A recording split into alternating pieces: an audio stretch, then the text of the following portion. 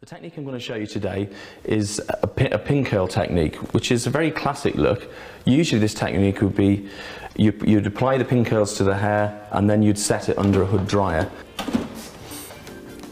The nice thing I think about this technique is it's a really classic technique, and I always think in hairdressing that a lot of the classic stills never ever go out. I mean, 3 or 4 years ago everything was very, very straight, and the thought of any kind of curl coming back was unmanageable, but everything comes back into fashion, and I think it's so important that you never lose the classic arts in any craft, really. And I say this is kind of one of them, but again, you can give it like a modern spin on it, really. You don't have to keep it too traditional. And also it's very visual for your client as well. I think that gives your client the kind of faith in you as a hairdresser as well, that you've got a varied range of techniques when you go to blow dry, especially if someone says, "Oh, well, can I have is there anything different you can do to my hair?" And I think this is kind of a nice, it's a nice visual look as well.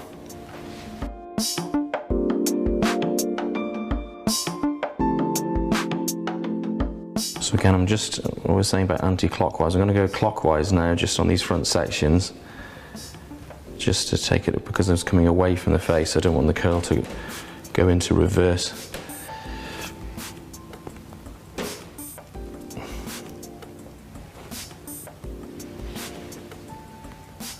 You can probably see the lift that's in the hair. So again, I'm drying it as if I was just blow drying the hair normally.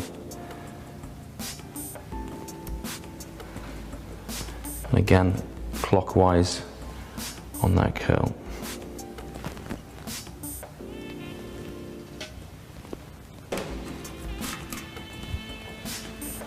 Okay, so I've just completed that side section. I mean, pin curling was something that I learnt at college over 20 years ago, when I was at college in the 80s. And at that stage, all this kind of work wasn't really in. And I think the thing always to remember is that you want to learn as much as possible and take every conceivable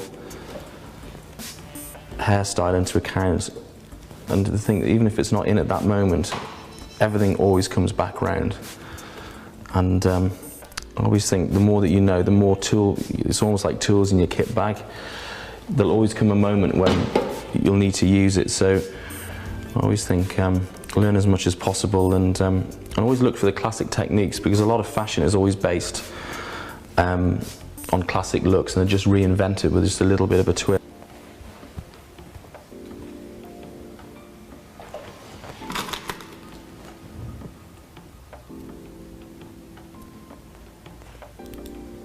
Okay, and there's that last section.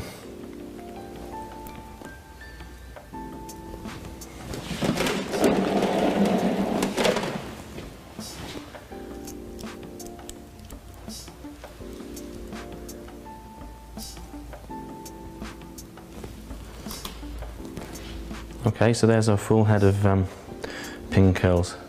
So just to take you back through, shampooed the hair, conditioned the ends. We applied a lot of mousse. I can't emphasize that enough. You really need a lot of product for this hairstyle. Then started in the nape, took about 2-inch sections, divided them in 3, then started to blow dry the individual sections with a hot heat, dry it quickly, and then set it into your pin curls. The pins out from our pin curl set, and as you can see, they've taken very well. You can see they form the curl as we put them in. The amount of product we use, as I said before about the mousse, that's key, and it's actually held those curls in very nicely. So I suggest when you take your pins out, is you just leave the curls where they are. Don't start to drag the hair around too much until you're ready to dress it out. You can just take them delicately out. I think this looks particularly nice on blonde hair as well. It kind of really brings the shine out there. Also, actually, I forgot to mention earlier that although I did put a lot of mousse in the hair, I did put a leave-in conditioner in alongside the mousse, only a little amount as well, and that's what's giving it some of the shine too. So although I'm using quite like a mousse that's got a lot of strong holes, so to avoid the hair getting too sticky, I've just run a little bit of conditioner in there as well. So that's helped. Okay, to dress it out, what I'm going to do, which is always quite handy with pin curls too, is just to put a little bit of back combing in at the root. So I'm just going to lift those sections up very delicately. And this gives it just a little bit of body. Because with pin curling, the curls mainly on the ends, there's not as much lift at the roots, as opposed to barrel curls that tends to give it less kink on the ends and more lift on the roots. So these flatter versions tend not to, so that's why I'm tending to just put a little bit of back comb. So fine end of the comb, 3 pushes back, and you can just see it's giving you that little bit of volume there. Again, we're going back into the 3 sections which we used before. So 1, 2, 3. 1, 2, 3. And also I'm going to put in a little bit of, just back over these sections before you put a hairspray, like a shine spray. And that's kind of, just gives it like, it's extremely light and it just glosses over each section. So again, you wouldn't really want to use anything heavy like gloss. I mean, that's obviously like gloss in a can, but it's very, very light. So don't be using like a serum or anything, because that will just make the hair too greasy and it'll just pull it out. And again, just taking those pin curl sections, 1, 2, 3. A lot of the time when you set hair, most stylists tend to wade in and start dragging the hair around to try and pull it into position, but really every time you drag it around, you're actually dragging the curl out.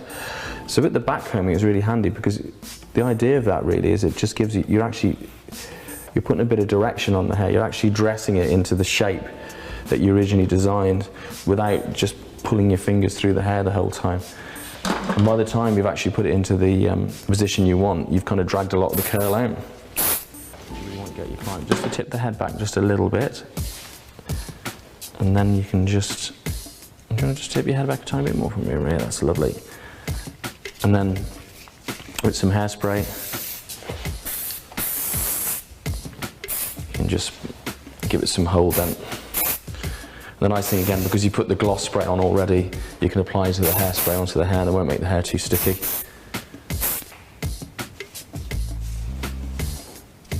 Okay. And there we have it, the dressed out style. So again, we put the back work through, put the back combing in, start at the bottom sections, then put the gloss spray on to give it some shine.